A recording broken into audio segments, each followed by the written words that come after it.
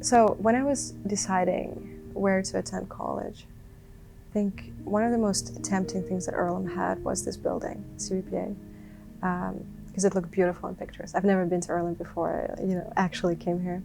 And I loved that we have some studios that are pretty rare, like metals and fibers. You don't really meet that in so many small liberal arts schools.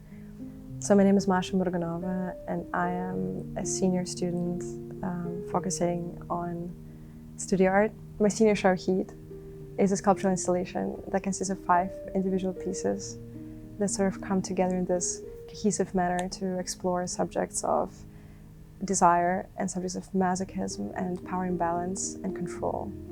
And here I'm particularly interested in investigating this concept of going into heat, sort of when a being is overcome by this intense craving for carnal intimacy and kind of intense desire overall. In this project I'm using materials that need to undergo heat in order to sort of transform in one way or another, which relates to this kind of transformation that, in my opinion, an individual undergoes when overcome by very strong desire.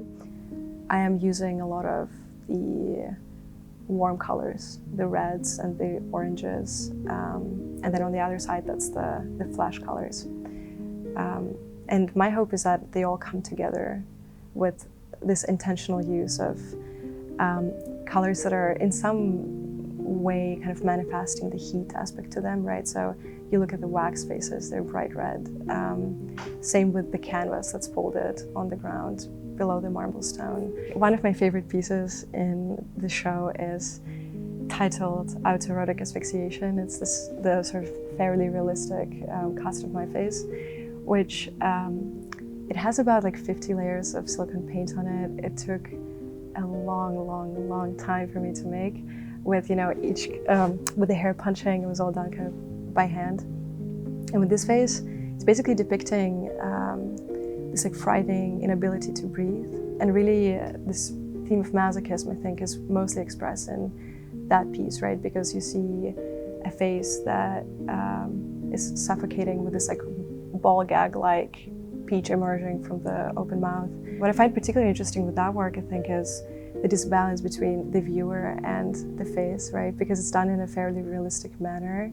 You can breathe, and like you as a viewer feel free to do things, whereas this face is really constrained and it's really like almost disabled in some ways, right?